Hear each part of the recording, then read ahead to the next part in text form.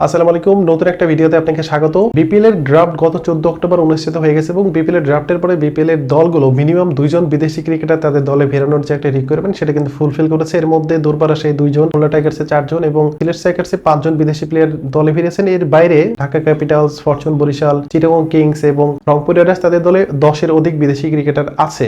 বাকি যে 3টা টিম আছে তাদের কিন্তু বিদেশি প্লেয়ার মাস্ট বি লাগবে। এখন বিপিএল খেলার জন্য কোন কোন প্লেয়ার অ্যাভেলেবেল আছে বা কাদেরকে চাইলে খুব বেশি ম্যাচ বা 10-এর অধিক বা 12টা বা ফুল সিজন খেলানোর জন্য অ্যাভেলেবেল আছে, এইসব প্লেয়ারদেরকে নিয়ে আমি আজকের আলোচনা করছি। সো প্রথমে যে নামটা আসবে সেটা বেনি হাওয়েল। এবং বেনি হাওয়েলের নামটা কেন আসছে গত কয়েকটা দিন ধরে? আমরা সবাই জানি যে বেনি হাওয়েলকে দলে নেওয়ার জন্য দুর্বার রাজশাহী থেকে শুরু করে 3টা ফ্রাঞ্চাইজি এখন পর্যন্ত তার সাথে যোগাযোগ করেছে। এর মধ্যে খুলনা টাইগার্স, সিলেট স্ট্রাইকার্স এবং দুর্বার রাজশাহী তো আছেনই। এবং দুর্বার রাজশাহীর সাথে চুক্তিটা অনেকটুকুই প্রায় শেষের মধ্যে, কিন্তু ওই যে যখন একটা প্লেয়ারকে নেওয়ার জন্য 2-3টা ফ্রাঞ্চাইজি একসাথে অ্যাপ্রোচ করে থাকে তখন কিন্তু তার নিজের দামটা বাড়িয়ে নেওয়ার জন্য তিনি কিন্তু সেটাকে হোল্ডে রাখে এবং ওয়েট করতে থাকে। এবং বেনি হাওয়েল তিনি বিপিএল এ খেলতে আসলে তিনি ফুল সিজনের জন্য খেলবেন এবং তার খেলার সম্ভাবনা সবচেয়ে বেশি আছে।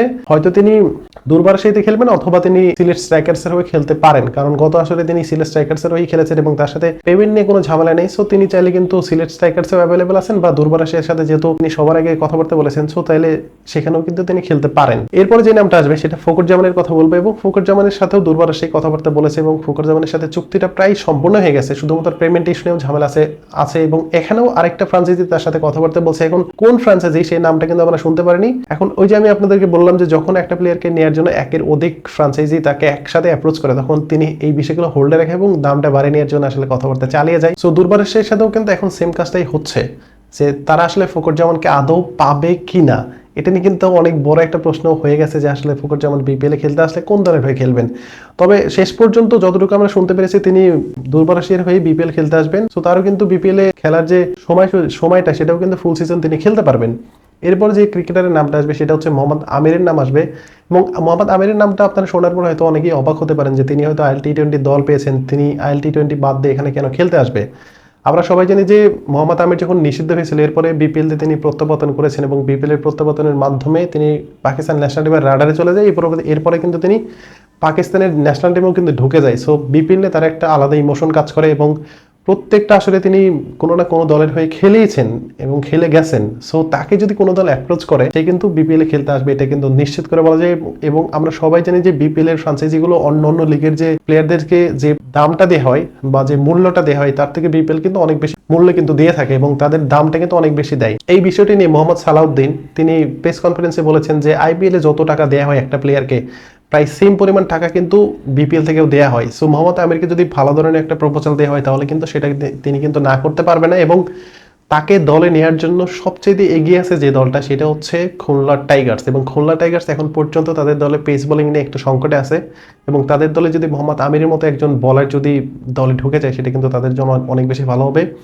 এরপরে যে নামটা আসবে সেটা হচ্ছে ইমাদ ওয়াসিম। এবং ইমাদ ওয়াসিমের ব্যাপারে যদি বলতে পারি তাহলে তিনি যেহেতু পাকিস্তান ন্যাশনাল টিমের যে T20 দলের একজন সদস্য এবং যেহেতু পাকিস্তান এবং ইন্ডিয়ার মধ্যে চ্যাম্পিয়ন্স লিগ ট্রফি নিয়ে একটা ঝামেলা চলছে, সো কোনো একটা কারণে যদি পিসিবি থেকে একটা নিষেধাজ্ঞা আসে যে ভারতীয় কোনো ফ্রাঞ্চাইজি মালিকের অধীনে যে দলগুলো আছে সেই দলে তারা খেলতে পারবে না, তখন কিন্তু আসলে IL-T20 এবং AC-T20 এর কোনো দলে তাদের খেলার একটা অ্যাভেলেবিলিটি থাকবে না। এবং অ্যাট দ্য সেম টাইম যেহেতু বিপিএলটাও তখন চলতে থাকবে, সো চাইলে তিনি কিন্তু বিপিএল খেলতে আসতেই পারেন এবং তার সাথে হয়তো বিপিএল থেকে কোনো দল কথাবার্তা বলছে। বাট ওই যে আমি বললাম যে যখন নামটা রিভিল করে দেয় কোনো ফ্রাঞ্চাইজি তখন আসলে তাদের একটু ঝামেলা হয়, যার কারণে আসলে সেই নামটা তারা রিভিল করেনি। বাট ইমাম ওয়াসিম বিপিএল খেলতে আসবে এটা 100% শিওর এবং তিনিও কিন্তু ফুল সিজনের জন্য অ্যাভেলেবেল আছেন।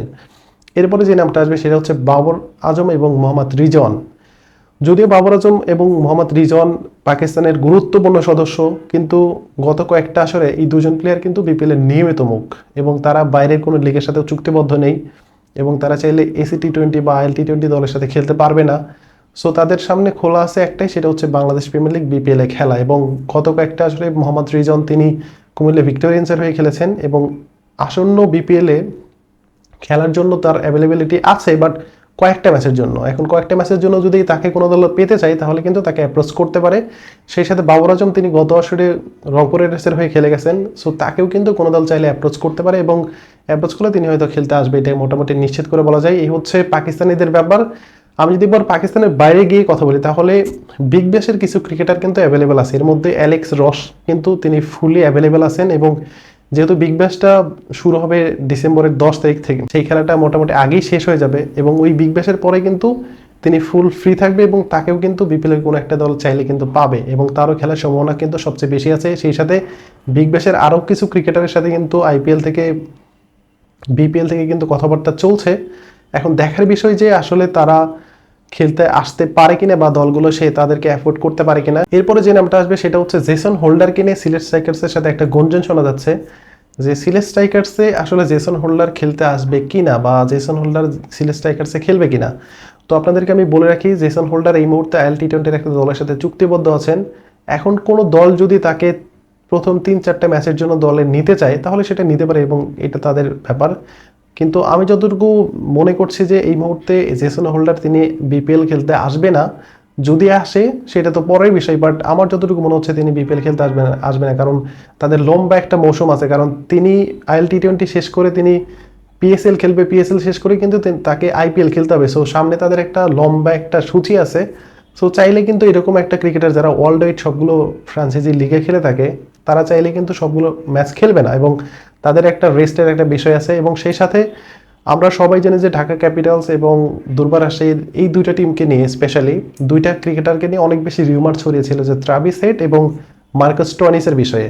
এখন মার্কাস স্টোয়ানিসকে দুর্বার রাজশাহী অ্যাফোর্ড করতে পারবে কিনা সেটা কিন্তু সময় বলে দিবে। এবং গত কয়েকদিন আগে মেহেরাব হোসেন অপি অর্থাৎ দুর্বার রাজশাহীর ম্যানেজার তিনি বলেছেন গণমাধ্যমে যে তাদের স্কোয়াডটা ঠিকঠাক মতো সাজিয়েছেন, এখন চাইলে তারা নতুন কোনো বিদেশি প্লেয়ার বা বড় কোনো নাম তারা নিয়ে আসতেই পারে। সো এটা কিন্তু এখন পর্যন্ত হাইড আছে এবং তারা নামগুলো কিন্তু এখনো রিভিল করেনি। সো মার্কাস স্টোয়ানিসকে দলে আদৌ পাবে কিনা সেটা কিন্তু আসলে সময় বলে দিবে। এখন দেখার বিষয় যে দুর্বার রাজশাহী নতুন করে কোন বিদেশি বা বড় প্লেয়ারের সাথে তারা কথা বলে। আমি এই ভিডিওতে দুর্বার রাজশাহী নিয়ে কথা কেন বলছি, কারণ দুর্বার রাজশাহী টিমটাকে নিয়ে মানুষের মধ্যে জানার আগ্রহ সবচেয়ে বেশি। সো আমি সবসময় এইটা প্রায়োরিটি দিই যে মানুষ, আমার দর্শকরা যেটা চায় শুনতে, সেই জিনিসটা আমি যেন তাদের সামনে উপস্থাপন করতে পারি। এরপরে ঢাকা ক্যাপিটালসের যে দলটা, সেখানে আসলে অনেকগুলো প্লেয়ারের খেলার কিন্তু সম্ভাবনা ছিল। তার মধ্যে ফাফ ডু প্লেসির কথা আমরা শুনতে পেরেছি, তার মধ্যে আন্ডার রাসেলের কথা আমরা শুনতে পেরেছি, রিলি রুশোর কথাও কিন্তু শুনতে পেরেছি। কিন্তু এইসব প্লেয়ার আসলে অ্যাভেলেবিলিটি কতটুকু আছে তাদের দেখেন।